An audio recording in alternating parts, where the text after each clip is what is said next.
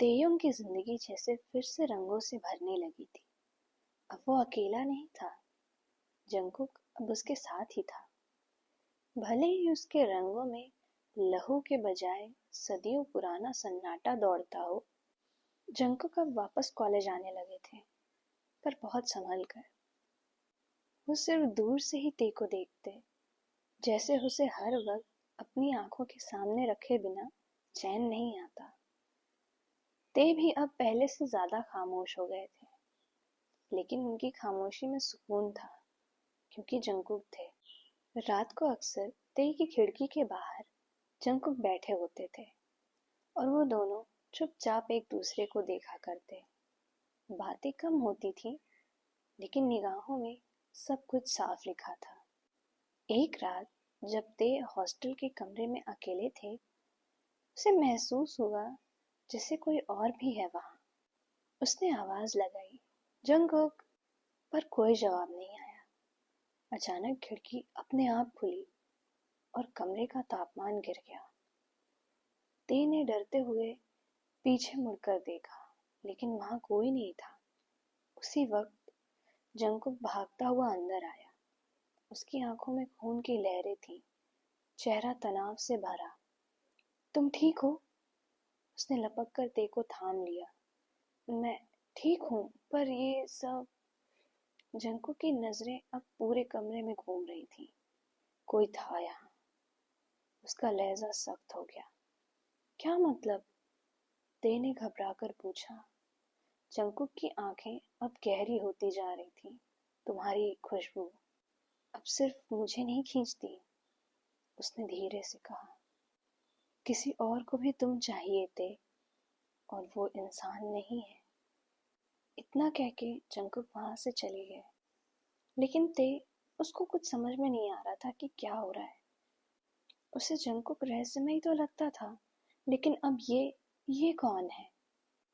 कुछ समय बाद ते रात को कैंपस की लाइब्रेरी में पढ़ रहे थे।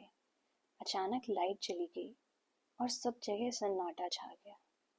वो जैसे ही बाहर निकले, एक झटका सा लगा। उन्होंने नीचे किसी की सिसकियां सुनी। धीरे धीरे सीढ़ियां उतरते हुए ते ने जो देखा, उससे उसकी सांसें थम गई। जंगकुक एक कोने में किसी घायल जानवर को पकड़े हुए थे और उनके होठों से खून टपक रहा था। उसके नुकीले दांत, चमकती लाल आंखें और वो राक्षसी साया। ते के दिल में डर की लहर दौड़ गई, पर उससे पहले कि ते भागता, जंगकुक ने उसकी तरफ देखा। तुम यहाँ क्या कर रहे हो? उसकी आवाज कांप रही थी। ते एकदम चुप था। जंगकुक उसकी ओर धीरे धीरे बढ़ा। तुम्हें नहीं देखना चाहिए था ये। तुम वैम्पायर हो, ते ने कांपती आवाज में कहा। जंगकुक का पास आ चुका था। उसकी आंखों में दर्द था, पर कोई पछतावा नहीं। हाँ, मैं हूँ, और यही वजह थी कि मैं तुमसे दूर रहना चाहता था, ताकि तुम मुझसे कभी डर ना सको। ते ने उसकी आंखों में झांका। वहां एक प्यास थी, पर उससे भी बड़ी चीज मोहब्बत थी। अगर मुझे तुमसे डरना होता, तो मैं अब तक भाग चुका होता, ते ने धीमे से कहा। जंगकुक ने आंखें बंद कर ली। तुम्हें मुझसे दूर रहना होगा ते, क्योंकि अब कोई और है जो तुम्हारे पीछे है। तभी अचानक लाइब्रेरी की खिड़की जोरदार आवाज से टूटी। एक परछाई बाहर आई, लंबे बाल, काली आंखें और होठों से टपकता लहू। तो यही है वो इंसान जिसकी खुशबू तुम्हें भी पागल कर चुकी है, जंगकुक। जंगकुक ने ते को अपने पीछे कर लिया। वो मेरा है, जंगकुक गुर्राया। पर दूसरा वैम्पायर मुस्कुराया।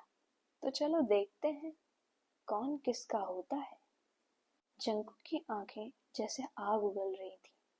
उसके सामने खड़ा था एक और वैम्पायर, जिसकी आंखों में हवस नहीं, बदला था। ते सहमा हुआ जंगकुक के पीछे छुप गया, पर उसकी नजरें उस अजनबी पर टिकी थी। तुम कौन हो? ते ने कांपती आवाज में पूछा। वो मुस्कुराया। मेरा नाम है रेनॉयर। जंकुक की मुट्ठियां बेच गईं। तुम यहाँ क्यों आए हो? रेनॉयर ने इशारा ते की ओर किया। उसी के लिए आया हूँ जिसकी खुशबू दूर पहाड़ों तक जाती है। उसका लहू शुद्ध है, शाही है, और वही है जो मुझे अमरता से भी ऊपर ले जा सकता है। ते सन रह गया।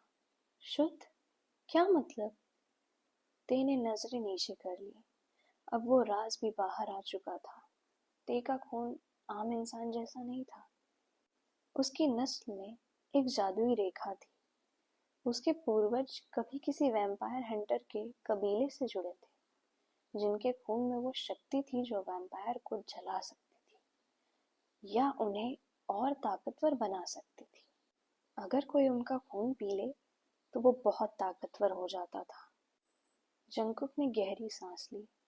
तुम्हारा खून या तो उन्हें नष्ट कर सकता है या उन्हें देवता बना सकता है। रेनॉयर हंस पड़ा। और मैं वो बनना चाहता हूँ जो आज तक कोई वैम्पायर नहीं बना। उसने ते की तरफ एक तेज छलांग लगाई, पर जंकुक बीच में आ गया। टकराव शुरू हो गया। रेनॉयर की रफ्तार बिजली जैसी थी, लेकिन जंकुक के पास एक वजह थी लड़ने की। ते ते एक कोने में दुबक गया, पर उसकी आंखें सिर्फ जंकुक पर थी।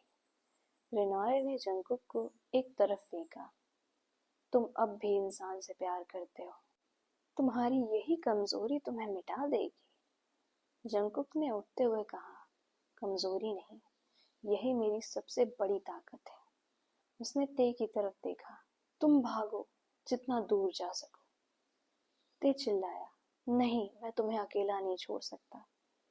रेनॉयर हंसने लगा। अब तो मजा आएगा।